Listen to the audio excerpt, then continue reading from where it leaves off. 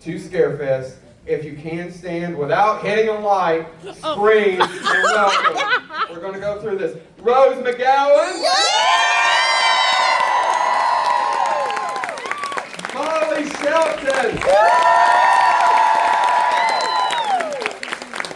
Jeff Brockton. Roger Jackson. Jamie Kennedy. Steve.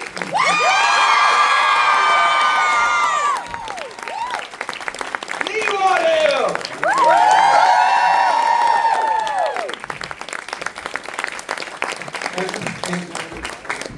I do not have any wireless mics. I am so sorry. But believe me, you'll be able to sit, you'll be able, and then Matthew will maybe be here in a few minutes. We're working on that. Please, everyone, have a seat! All right. Really quick. Do I need water? Who needed water? Yeah, who needed water? Steve. I got some here. You got some, all right. Yeah, we have the whole thing over here. Before we get started, I have something to do really quick. I would like to welcome my friend to the stage. If you could give a big round of applause for somebody named Avery. Avery! Come up here on the stage. Avery is my new 11-year-old friend. We're going to bring him out. And what we're going to do is do a group photo with Avery really quick. Yay! All right. Jonathan, if we can get a really good one right around here, just give us 1 second. Avery, who was the terrible parent that let you watch Scream so young? Dad? He makes me look like a good dad. That's hard. Let's give it up. Everybody say, we love you, Avery! We love you!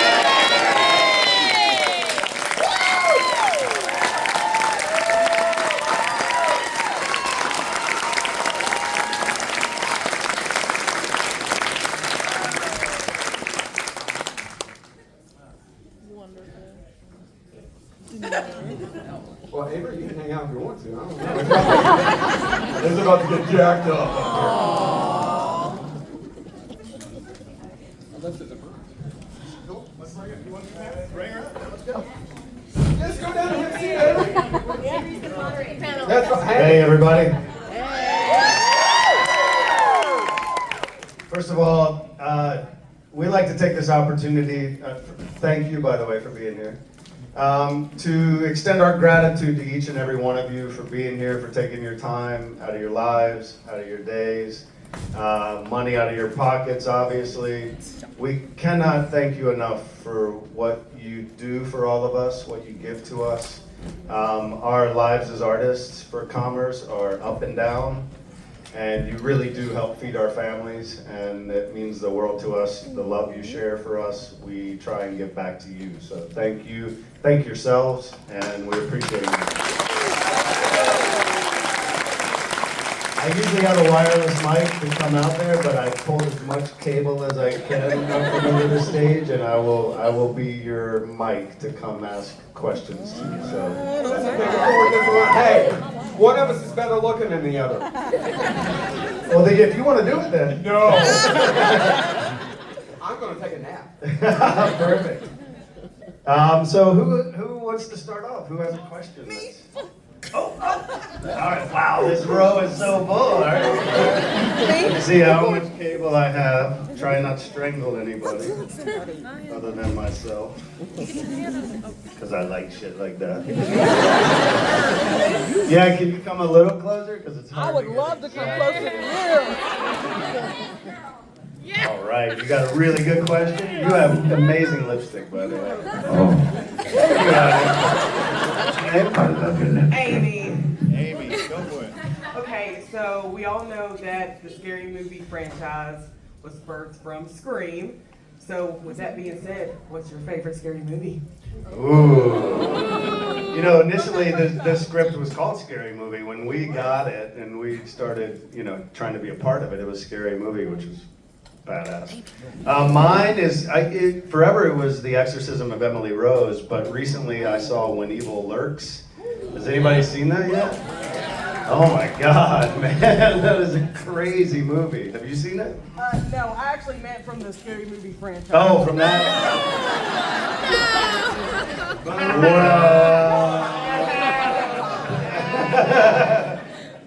The first one. Yeah. Yes, absolutely. Absolutely. You guys, any comments? No? First one? First one? All right. Who else? Hi. Sorry, I'm fully panicking. So this movie means so much to so many people, and I'm sure you guys have had so many really awesome experiences. I just want to know, either from filming or post-production or fan encounters, what do you think is your most special Scream-related moment? Oh, wow. Who wants to start with that? I mean, I have some, but jump in. I got to make Courtney Cox cry, actually. I got to make Courtney Cox cry. Microphone. It's not working. Microphone. No. I got to make Jeff got to make Courtney Cox cry. Yeah, in Scream 3, actually, she jumps up on the bed and throws a vase at my head, and the vase wouldn't break. And Wes was really upset about that, but real blood was coming out of the costume, so. Oh no! It was not. She wasn't happy about that. No. But anyway. She was mad you called it a vase. Yeah. That's true. So by the fifth one, finally it broke and it all worked out. But Wes was really cool about it, and she stopped crying. So it was all good. Wait, so Jeff, Courtney broke a vase Yes, on my head. on your head Yes, that didn't break? correct. You know she's got those Friends residuals, right? I'm saying. Yeah. There's a lawsuit boiling. Right. Yeah. I want to see. I'm saying. I'm saying. Yeah, player.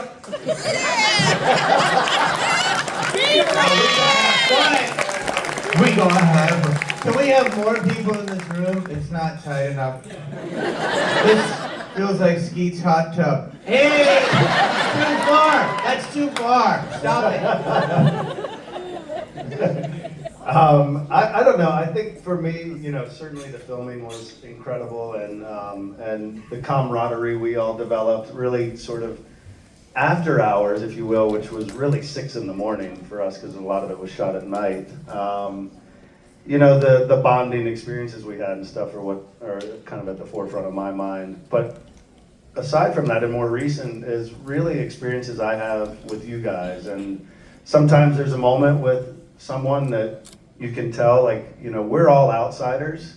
By the way, we're all the weirdos. So we get it and we love you guys because we feel like you. And there's sometimes a moment where a kid comes up and seems a little lost or whatever, that a 5-minute exchange, you can see a spark plug go on in their mind, and you may have changed their trajectory. And that, to me, is really special and unique. So, yeah. Can I just add to that?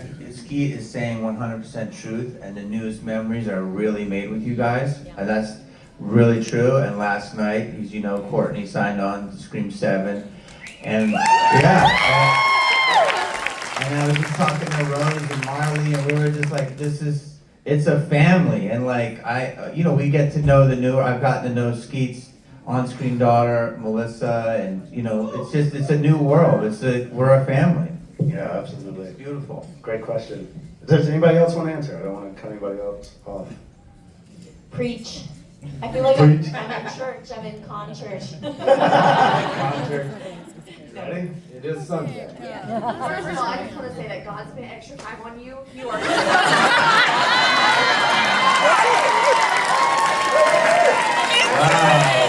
I love it in God. Extra time. Extra time. We spent a lot of time on you too, bro. Like, A little tea on that one. but this is for Jamie. Will you please Yeah. What? Oh, okay. Are you ready? Shrink, shrink, blinkety blink. You guys don't know this one? Trying to make me think. Want to go to the sink and vomit. Clean it up with comic. Earth is my planet. All right, 4 of you guys know that rap. I guess I guess God didn't spend extra time on my rapping stuff.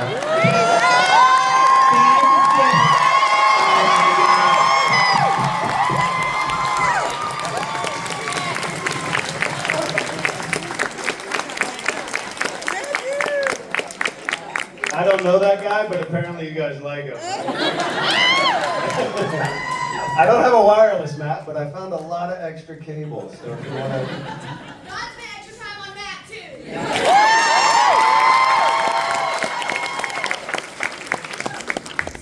Who we got? Can you meet me halfway, bro?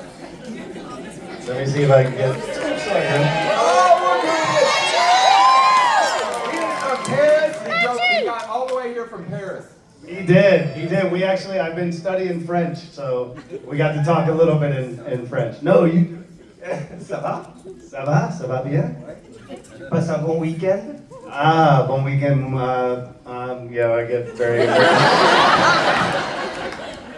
So, hi everyone, and here's my question. So,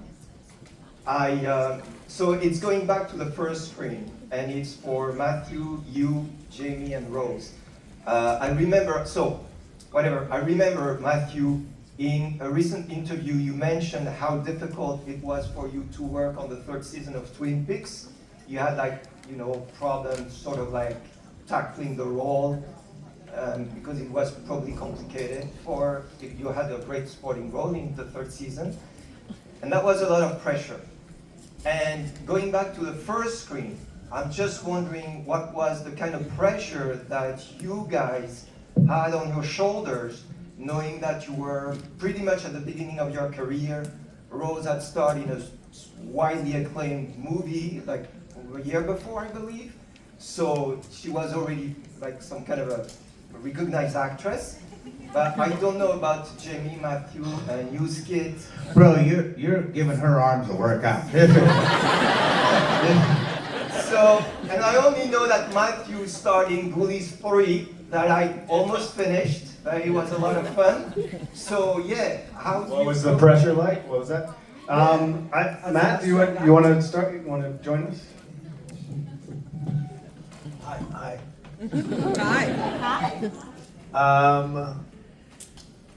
Yeah, I don't think there's a lot of pressure. I mean, you have to understand, this was not a moment where anyone thought 30 years later we'd be celebrating the film.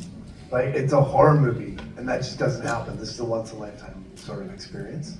But this franchise has been incredibly blessed by the talents of Wes Craven, who took it for a long stretch and made it as iconic as it is.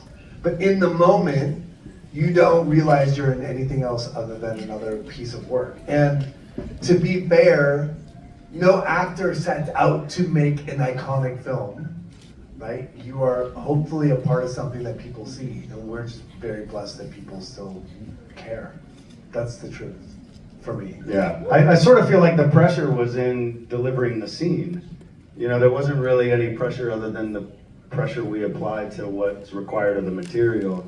And honestly, I think for most of us, I won't speak for Rose and Jamie, but I do feel like we kind of forget that people will even see it when you get lost in the moment of the making of it. And so the pressure is really in the performance and not in what are you guys going to think about it, per se. Hey y'all, so I had pressure because I had a secret. When I got cast in this, and it was a rocky casting process, and eventually, because I went in the last day, I heard they cast Nev, and I was like, oh, I have dark hair, I'm never gonna cast another dark-haired girl. And Kathy Conrad, the original producer, had blonde hair, and I looked at her and I said, oh, hey, Kathy, who's your hairdresser? I'm going blonde later today. Do you know, can you refer me to your lady, please? And it was like you saw this collective light bulb moment. So then I get cast. But the secret I have that I never told, actually, I did have to tell Wes, and it was the day we filmed the garage scene. The thing is, I can't scream. I can yell, but I cannot scream. I've never, that movie theater, the movie horror movie, the Scream Queen, scream. I can't scream. I can And so I said the word mom right when right when her neck gets crunched, because I thought it'd be like twisting the knife in kind of extra in the doggy door scene. But like Wes was like, what? Like he was really like I think he wanted that kind of like iconic like Jamie Lee Curtis like in Halloween like I can't lady scream. I can't do lady scream. And I've heard a lot of men can do lady screams, but I cannot do lady screams. So I was like, that was my secret. Was I kind of felt like I was gaming them. I'm like, I have to reveal at some point that I'm a fail, but also I'm gonna win. Hello. I see you all still after 30 years. I think it's like what they said, is that, you're just so in the moment and trying not to fail. The other one is that I have terrible aim, and I kept throwing the bottle at Ghostface, and I kept missing. So they put like a big, it's called a flag, like a black piece of fabric next to the camera with a big red X. Hit this, so it'll look like you're really, Of course, I hit it right into the camera lens. And, here we are. Maybe look better though. Thanks, y'all.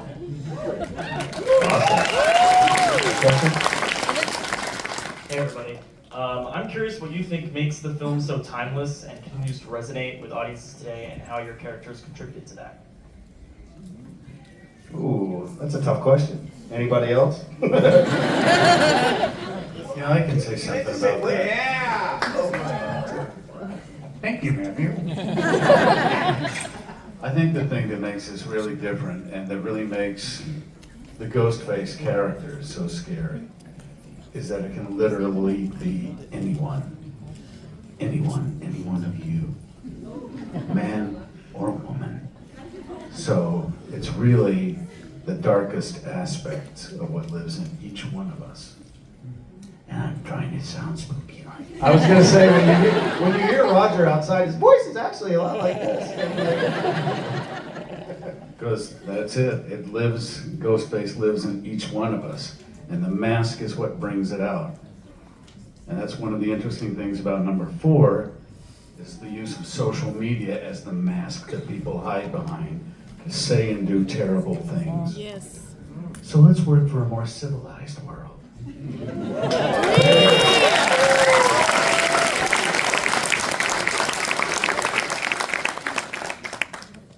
me see if I can reach you. I got just a little bit of cord left. Who do you think killed Tatum? I asked her to prom, she said no. So rude. Oh, she deserves to die. How dare she? I can really go either two ways with this. I'll think like, well, Billy liked control, and sometimes like if they're best friends, and then like a girl or a guy like starts going out there, goes out with someone, then there's a weird bit. So I don't know, but he also liked manipulating Stu.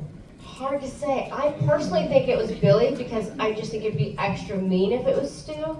But then again, see, we will literally never know. We go around in circles, and that's what's amazing. Kevin Williamson never even knew, the writer. He never specified. So, and he never thought about it, right, Jamie? Who killed Rose? No, who killed anybody in the whole, in the first one? I think that Tatum. Tatum, I'm sorry. Rose is here, right? Let's just be honest. You and Matt were playing Sega in your trailer, and Lee was doing all the killing. That's a joke. Or it could have been Judy Hicks. I mean, all Ooh. bets are off. Who killed you, Judy? I mean, Marlon. Yeah, the great thing about this whole franchise is when somebody dies, just like you guys get emotional, I do. I went and saw, when you died, Marley, I was in the movie theater in Camarillo, it was a late night, and you died, and then David died, and it was like, I felt like you guys. Did we get a tear? Did we get a misty eye? I was emo. I definitely reached for an extra milk dud.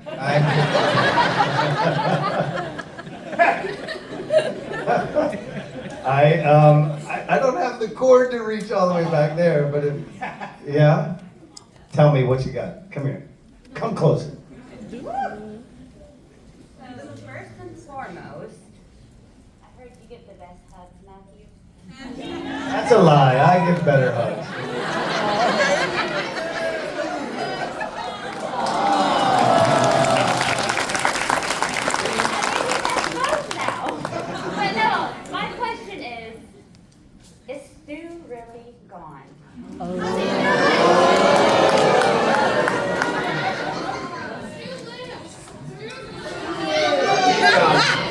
So there was a time in, and some of you probably know this, but there was, when they were doing Scream 3, they had written a version of the film where Stu comes back and was running high school killers from prison. And then unfortunately the tragedy of Columbine High School happened and they rightly so changed the entire script. But in the zeitgeist, it has been available before. And the last two movies, they are full of Easter eggs. So look, the reality is that I would love to come back if it makes sense for this franchise. If they found a great way to do it, I think it'd be super fun. But the franchise does not need Stu, that's for sure. Yes, I am sure he's going to do just fine. Is that what I find out? I think he's made like $1 billion. I think it's fine. Matt, she's coming just for the hug competition. So get your hug ready. Security? This feels very slutty.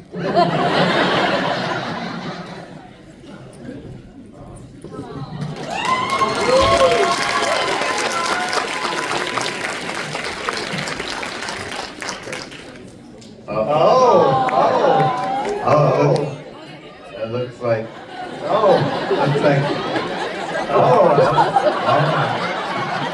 Oh boy. Oh, She got a 2 for 1.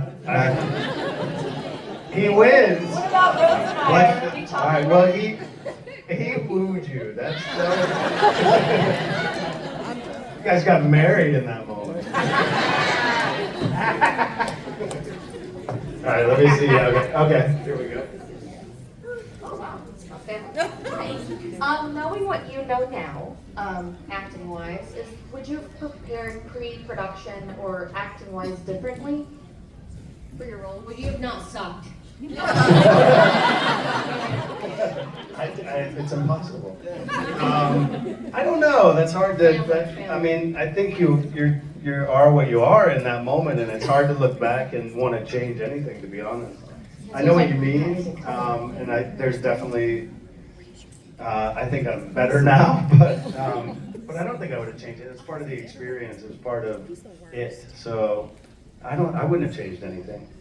I think they were like, you two together was like Wimbledon tennis, like the highest level people, you and Stu batting back and forth. I can't think of one thing personally in your performances that could be better, to be honest with you.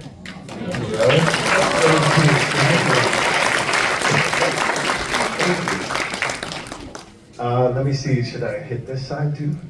Yeah, you got a question? How did you all get into acting? Oh. Lee? Wow.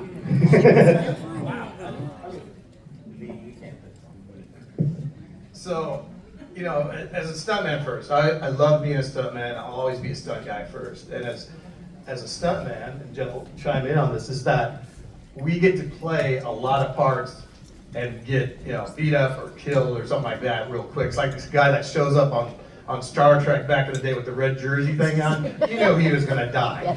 But he had to throw a couple lines and get tased and off the cosmos he went. So as a stunt guy, I had the physical skills, but then we had to learn the acting skills. So we had the ability to do these bit parts, or what would be like an ND nondescript parts. And so as a byproduct of being a stunt guy, I studied acting. So I would expand my repertoire so I could do more work and get better parts. I think it's different for everybody, and I won't speak, but how many of you are artists in the room of some sort? Singers, writers, you draw, you're painters, actors? It's something we talk about at these things all the time, or something I like to mention is that, you know, the real success in your life is finding what you love to do. And I think when we all found it and found what we love to do, we just never wanted to stop doing it. And so if you find that thing, don't hold Hollywood as the measure of success or whatever your medium is, that there's some level out there that you haven't reached. You found success already.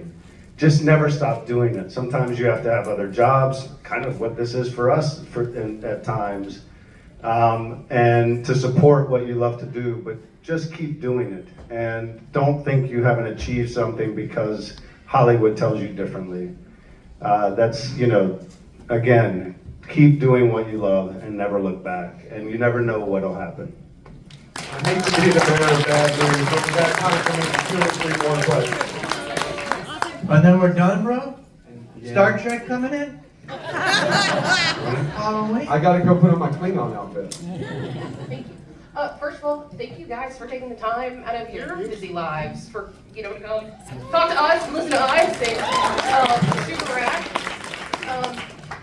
My question is, if you could go back in the franchise and save somebody, whose death would you change? Keeping in mind that you live and justice for Tatum.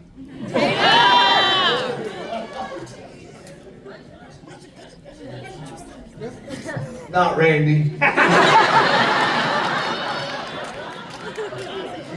How about Dewey?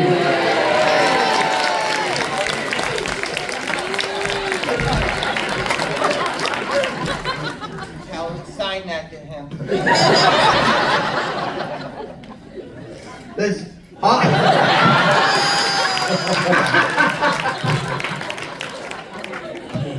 I just have to say one thing. I never remember having sex. Why am I dead? You ready? Yeah. So were you and Matt friends before or after Scream? Neither. Why don't you shut your face? I will say, can I say real quick, is that one of the great things about this whole experience for us is that we get to spend a lot of time together, and this is like a family. So we travel to these cons. These cons have changed our lives, right? So you have to understand that there's all this time in between work that we don't get paid, right? And so much of our life is waiting for somebody else to give us the permission to do what we do best. And it's a brutal life. It's brutal. So you have to understand that these cons are life-changing for the people at these conventions, us included. So we are so grateful for you guys showing up at our tables, waiting in lines, and then giving us your hard-earned money. We hope that the transaction's a two-way transaction, that you feel our appreciation as deeply as we appreciate these moments. But the reality is that this has been a joy. This has been like a gift to us, is that we're together like all the time. Yeah. Yeah. I was joking.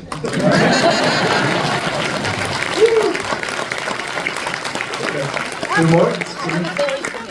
I found it on the search. Oh, thank you. All right, we got time for 2 more. I know I have to be the bad guy. Hang on, let me get over there close. Just bring my wireless mic over there. Excuse the wire of my wireless mic. Hi everyone. What was it like to work with the late great Wes Craven? Oh yeah. Yes, sir. Oh, you spent a lot more time. You guys have spent a lot more time with him, but he was kind of everything in a way. I mean, he was the most gentle man. He was the most knowledgeable man about a wide variety of topics. So, and I think he was just fascinating. There were so many aspects of his life that were just so interesting and compelling to get to know him a little bit as a person outside of his work as a director. I think the unique thing about Scream was he knew, and kind of what he was playing with was the idea that if he could get an audience laughing, he opened you up emotionally enough to scare the shit out of you. And it's just a fascinating idea that comes from his understanding of psychology. He chose colors for Freddy that were researched as to why he chose those colors. And so he was just an amazing man. Later, I worked with him later on a movie after Scream, and he had had open heart surgery by that point, which I had, so we were communing about that. He had become an avid woodworker, which I had been during that time, and so it just seemed like he was always exploring life, and he was an amazing man, a really amazing man.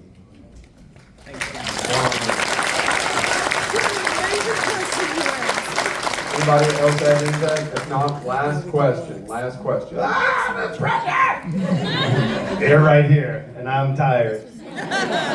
Thank you. I've always wanted to know, was it real when you hit Matt with the phone?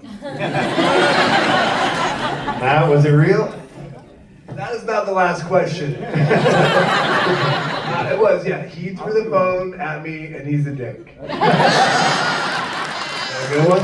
You got one to close it out with? So if you could pick any movie, like if you didn't start with Scream kind of thing, if any horror movie all the way back to like Nosferatu even, which one would you want to like star in? Let's do that. You'll start here, move down, so we get everybody. Psycho.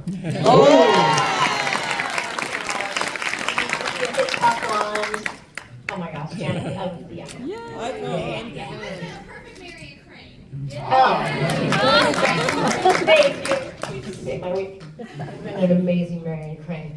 I probably would have also said Psycho, except for I would want to probably be the guy, Anthony Perkins. I would have wanted to be Norman Bates. With short brown hair, I could have done it.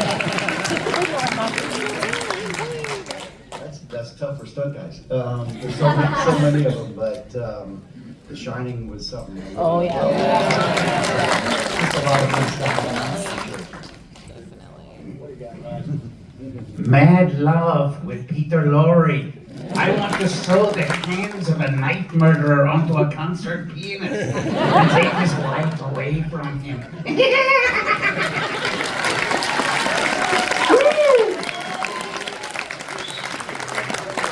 Wait, we can't be in Scream? That's the role we have. Oh, this is hard. Honestly, I'm gonna just say this, and you don't think of it. Jaws. Richard Dreyfuss, that was an incredible role.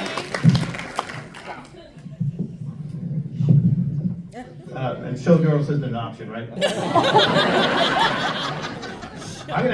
You guys know me. I'm a classics guy, so I'm taking it back to black and white Universal monsters. Anything in that genre. I'd love to play like some Karloff stuff. That'd be really cool. Yeah. So I recently worked with a guy by the name of Mike Flanagan.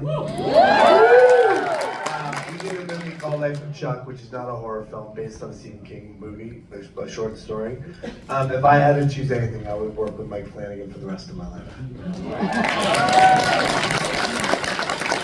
I'm gonna go with. Can we ask Avery? Yeah, let's ask Avery. Hey, who would you be? No pressure. What do you got? I'd probably say Jaws too. Yeah! Watching people get eaten by sharks.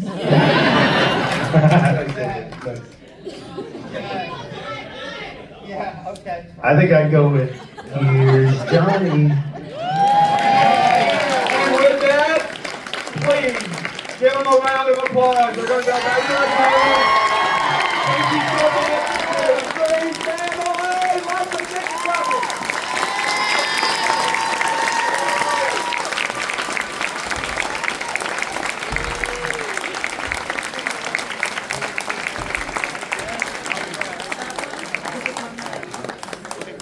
You asked my question. We were